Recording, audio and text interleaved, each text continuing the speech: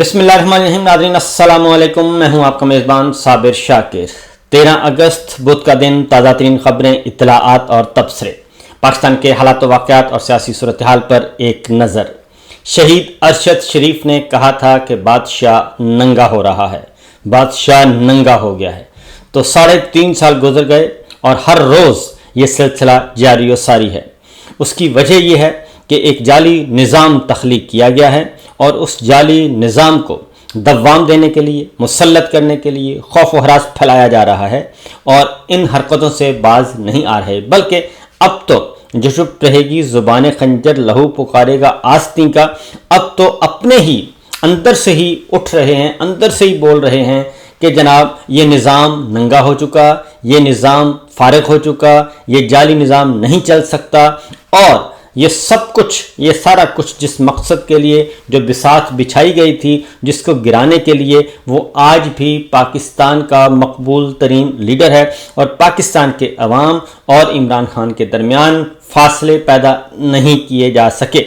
ये है सूरत हाल। आपके साथ कुछ इंपॉर्टेंट खबरें डॉक्यूमेंट्स के साथ शेयर करेंगे ताकि आपको अंदाज़ा हो सके कि ये जो खिलबिली मची हुई है क्यों मची हुई है। कल इमरान खान साहब से मुलाकातों का दिन था। एक कैदी का हक है, उसका आईनी कानूनी हक है, जेल मैनुअल के मुताबिक, आलमी कानून के मुताबिक भी उसका हक है कि उसके अजीज़ व अकारब, उसके दोस्त, उसके वकला उनसे मुलाकात करें और उसमें किसी किस्म का कोई रखना न डाला जाए। लेकिन इमरान खान के साथ बहुत ज़्यादा जुल्म किया जा रहा है और फिस्तायत बर्पा की गई है और ये किसी फासिक व फाजिर की खबर नहीं, बल्कि ये रोज़े रोशन की तरह अय्यां खबर है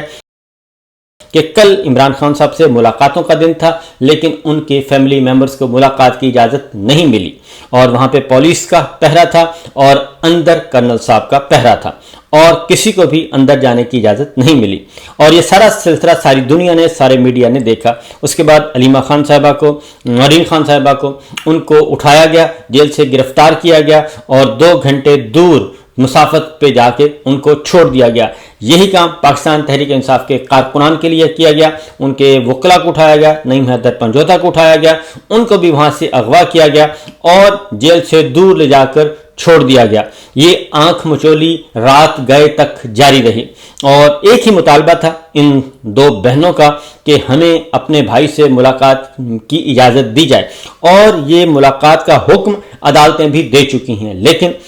हुक्म हाकिम है, बादशाह सलामत का हुक्म है कि ये नहीं होगा। तो इसलिए ये निज़ाम जो है वो हर रोज़ नंगा हो रहा है। गवर्नर सिंध जो हैं एक बहुत ही नायाब सी चीज़ पता नहीं कहाँ से लेकर आए हैं और वो गवर्नर हाउस सिंध का, जहाँ पे कायद आज़म मोहम्मद अली जिन्ना रहमतुल्लाह अलैह बैठा करते थे और उनकी रूह अभी भी वहीं कहीं फिर रही होगी, वहाँ पे ऐसे ऐसे शख्स को, ऐसे ऐसे लोगों को मुसल्लत कर दिया गया कि खुदा की पनाह। और कल उन्होंने कहा कि जनाब वोट आपने देना भी है, दें, पहले भी दिया था तो क्या हो गया, अब भी अगर आपने इमरान खान को वोट देना तो दे दें, तो वोट तो वही होगा जो हम चाहेंगे और जो बादशाह सलामत चाहेंगे, वोट वही निकलेगा। तो सूरत हाल ये है कि ये सब कुछ इतना नंगापन, एक दोस्त ने इस पे किया ट्वीट कि ये लानत भेज रहे हैं इस निज़ाम पे। तो मैंने कहा नहीं, इस निज़ाम पे लानत नहीं भेज रहे, ये बल्कि अपने आप को और इस जाली निज़ाम के तख्लीक कारों को नंगा कर रहे हैं, इसके अलावा और कुछ नहीं है। तो आगे बढ़ते हैं। अलीमा खान साहिबा ने, अलीमा खान और नौरीन खान को पुलिस ने चक्री इंटरचेंज के पास जाके रिहा कर दिया और उन्होंने कहा कि हम बैठे हैं, बैठे रहेंगे, दोबारा आएंगे और हमारे हाथ में ना कोई तलवार है, ना वट्टा है, ना पत्थर है, ये सब कुछ ऐसा नहीं है और हम ये काम करते रहेंगे। उनका हक है। और ये सूरत हाल ये है कि इसको कंपेयर किया जा रहा है कि जनाब नवाज शरीफ साहब ने भी तो ये, नवाज शरीफ साहब को भी जेल में डाला गया था। तो नवाज शरीफ साहब की सूरत हाल ये है कि नवाज शरीफ जब जेल में थे तो उनके जो ज़ाती मुआलिज हैं वो 24 घंटे उनके पास ही रहते थे, बल्कि वहीं ओढ़ना बिछोना था और उनसे रोज़ाना 30-30, 40-40, 50-50 लोग मुलाकातें करते थे और वो पार्टी के लोग भी जाते थे, जर्नलिस्ट भी जाते थे और अब तो बहुत सारी गवाहियाँ भी हैं और इसलिए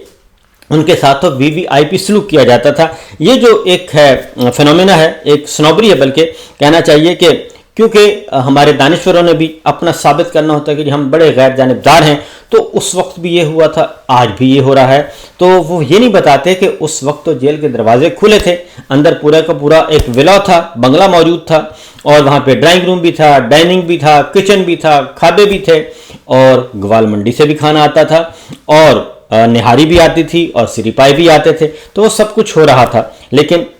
معاملہ جو ہے ہم بیان نہیں کرتے حقیقت، اصل میں مسئلہ یہ ہے۔ تو بہرحال صورتحال یہ اس وقت سچویشن، یہ سب کچھ کیوں ہو رہا ہے؟ یہ سب کچھ اس لیے ہو رہا ہے کہ عمران خان صاحب جو ہیں وہ بدستور نمبر 1 پہ ہیں۔ ایک لاہور میں پبلک پالیسی ادارہ ہے، اس نے لاہور کا انتخابی سروے کیا، اور اس میں جو چیز سامنے آئی ان کی رپورٹ کے مطابق پبلک پالیسی کے جولائی 2025 کا یہ سروے ہے، اور اس میں لاہور کے 87% شہری یہ رائے رکھتے ہیں کہ عام انتخابات میں دھاندلی ہوئی تھی، اور اسی وجہ سے وہ کہتے ہیں کہ یہی بنیادی وجہ ہے کہ نون لیگ جو ہے عوام کو تسلی بخش جواب نہیں دے پا رہی، اور تسلی بخش جواب کیا، وہ مطمئن نہیں کر پا رہی کہ وہی ان کے حقیقی نمائندے ہیں۔ اور یہ بنیادی وجہ ہے، اور اس کی وجہ انہوں نے کہا کہ عوام جن کا ووٹ چوری ہوا ہے کسی بھی لحاظ سے یہ موجودہ نظام کو انڈورس کرنے کے موڈ میں نہیں ہے۔ یہ تاثر سیاسی منظرنامے پر گہرا اثر ڈالتا ہے، کیونکہ ایسے حالات میں ووٹر کی سیاسی وابستگی میں تبدیلی کے امکانات نہایت محدود ہو جاتے ہیں۔ یہی اصل مسئلہ ہے کہ یہ جو شعور ہے، پاکستان کے عوام نے 8 فروری 2024 کو جو ووٹ دیا، وہ اپنے ووٹ کے چوری ہونے پر بدستور غصے میں ہیں، کیونکہ سب کے 25 کروڑ عوام کے ووٹوں کا مینڈیٹ چوری ہوا ہے، اور یہ معمولی بات نہیں ہے۔ اس سے پہلے یحییٰ خان نے یہ حرکت کی تھی، اور انہوں نے عوامی لیگ کا مینڈیٹ چوری کیا تھا، عوام کا مینڈیٹ چوری کیا تھا، اور اس کا خمیازہ پاکستان کو 2 ٹکڑے ہونے کی صورت میں بھگتنا پڑا تھا۔ اور آج بھی یہ جو ووٹ چوری کیا گیا ہے اس کو عوام قبول نہیں کر رہے، اور اس لیے آگے جا کے انہوں نے کہا جی پی ایم ایل این کی موجودہ مقبولیت اس پس منظر میں ہی رکی ہوئی نظر آ رہی ہے، اور ووٹرز جو انتخابی شفافیت پر اعتماد نہیں رکھتے کسی نئے انیشیٹو یا سیاسی ایجنڈے کی طرف مائل نہیں ہو رہے۔ اور اس بات کا اشارہ ہے کہ لاہور جیسے بڑے شہری مرکز میں انتخابی اصلاحات اور شفافیت کی بحالی کے بغیر سیاسی حرکیات میں بڑی تبدیلی کا امکان بہت کم ہے۔ اب یہ تو ہے گراؤنڈ ریئلٹی۔ گراؤنڈ ریئلٹی یہ ہے، زمینی حقیقتیں یہی ہیں، عوام تبدیل نہیں ہو رہے، لیکن بادشاہ سلامت کہتے ہیں کہ میں نے ہر صورت میں ان کو تبدیل کرنا ہے، اور ان کو یہ نہیں پتا کہ یہ مٹی کے بے جان بت نہیں، یہ انسان ہیں، جیتے جاگتے باشعور لوگ ہیں، اور پاکستان کے عوام کا شعور کبھی بھی چیلنج نہیں کرنا چاہیے۔ انہوں نے جب بھی ووٹ انہیں ڈالنے کا موقع ملا وہ ووٹ ڈالتے ہیں، اور پہلے اعتماد کرتے ہیں، اور اگر دھوکہ ملے تو پھر اس کا انتقام بھی لیتے ہیں ووٹ کی پرچی سے۔ اب یہ کہتے ہیں کہ جناب کیونکہ کوئی خاص رد عمل نہیں ہو رہا، تو یہ میرے سامنے رپورٹ پڑی ہے، 87% ہیں جو یہ کہتے ہیں کہ جو دھاندلی ہوئی ہے، یہ سامنے میرے پڑا ہے جی، ان کا ٹیبل بھی پڑا ہے، اور اس میں 87% لوگوں نے یہ کہا ہے، اور 5% صرف لوگوں نے کہا ہے کہ نہیں، صرف 5% لوگوں نے، اور وہی 5% جو ہے وہ نون لیگ کا ووٹر ہے، جبکہ 8% نے کہا ہے کہ ہمیں نہیں معلوم۔ تو یہ 13% ٹوٹل لوگ ہیں، صرف 5% نے نو کہا، اور 5% ہے نون لیگ اور پیپلز پارٹی کا ووٹر، بلکہ اب تو صرف نون لیگ کے علاوہ باقی سارے ہی یہ کہتے ہیں کہ جناب یہ ہمارے ساتھ ہینڈ ہوا ہے۔ اس کے بعد آتے ہیں جی اگلی خبر کی طرف کہ خواجہ آصف صاحب سے کل پوچھا گیا، خواجہ آصف صاحب سے، کہ جناب انہوں نے کہا کہ جی دیکھیں 9 مئی کی جو سزائیں ہوئی ہیں تو جو بچ گئے ہیں انہوں نے کسی نے جا کے معافی شافی مانگ لی ہوگی، اس لیے وہ بچ گئے اور ان کو کچھ نہیں ہوا۔ اور بھارت سے جنگ کے بعد انہوں نے کہا فوج جو ہے وہ بڑی مقبول ہوئی ہے۔ تو میں پہلی بات تو یہ کہوں کہ فوج اور فوجی قیادت میں فرق ہے۔ اس وقت جنرل عاصم منیر صاحب جو ہیں ان کی پالیسیوں پہ تنقید ہوتی ہے، اور ان کے فیصلوں پہ تنقید ہوتی ہے، اور ان کے فیصلوں کی وجہ سے فوج اور عوام میں فاصلے بڑھ رہے ہیں،